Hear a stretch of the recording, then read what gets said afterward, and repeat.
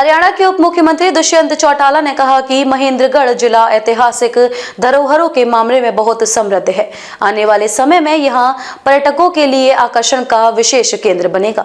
गठबंधन सरकार लगातार इन धरोहरों को संरक्षित करने के लिए कार्य कर रही है।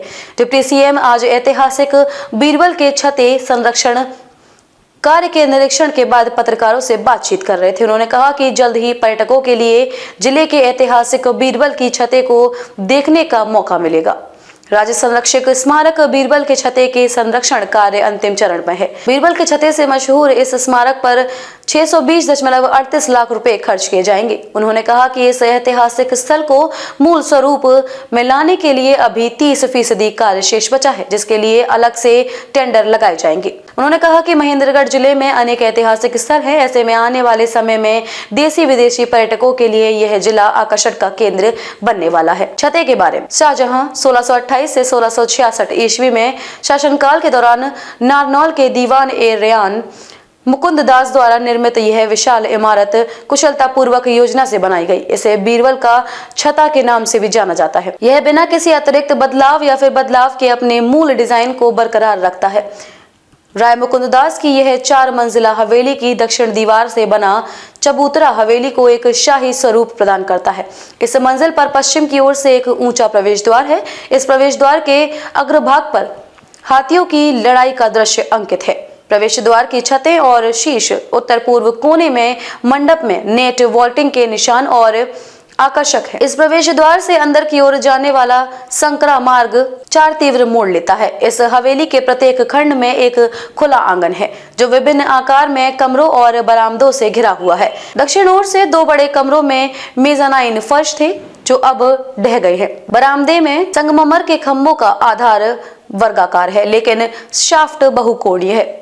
इस मंजिल पर 2 मुख्य संरचनाएं दक्षिण दीवार के झरोखा या फिर पालना बालकनी और मुख्य द्वार के ऊपर दक्षिण पश्चिम कोने में एक बड़ा हॉल है।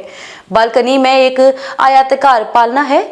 इसके ऊपर एक बंगलादार या फिर घुमावदार छत है। निचली मंजिल के सभी स्तंभ संगमरमर के हैं। हॉल की पश्चिमी दीवार में क्रॉस वेंटिलेशन के लिए 3 खुले स्थान हैं। हवेली के पूर्व में स्पष्ट राजस्थानी चरित्र की एक अलग संरचना खड़ी है। ऐसा माना जाता है कि यह संरचना हवेली चारों ओर के घेरे का प्रवेश द्वार है। अब इसे मोती महल कहा जाता है, जिसमें एक केंद्रीय मेहराबदार उद्घाटन और उत्तरी स्तर पर उभरी हुई बालकनियां हैं।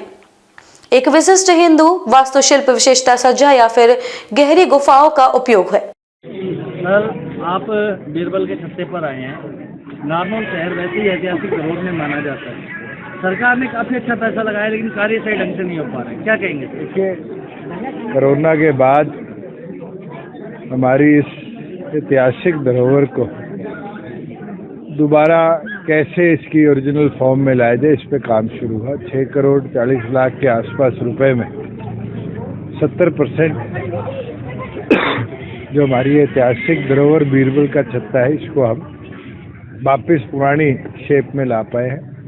और जो 30% बकाया है, उसके लिए भी जल्द टेंडर कर उसका कार्य संपन्न कराएंगे, जिससे आर्कियोलॉजी डिपार्टमेंट अपनी इस पुरानी संस्था को जीवित कर पाएगा और टूरिज्म के लिए भी नारनौल में एक और धरोहर हम खड़ी कर पाएंगे। सर, आप कह रहे हैं कि टूरिज्म को आप बढ़ावा देंगे। आसपास एनक्रोचमेंट है, 500 मीटर के दायरे में किसी भी तरह की रिहायश नहीं हो सकती। दूसरी बात, यहाँ पर जब आपको इतने कानून पता है कि रिहायश है, कब्जे है, मुझे लगता है नागरिक के तौर पे आपकी भी जिम्मेवारी है। सर, काफी बार अब जहाँ कोई धरोहर खंडर थी, उसको भी हम रिवैम्प कर रहे हैं। उसके लिए तो आपको खुशी और उत्साह नहीं है।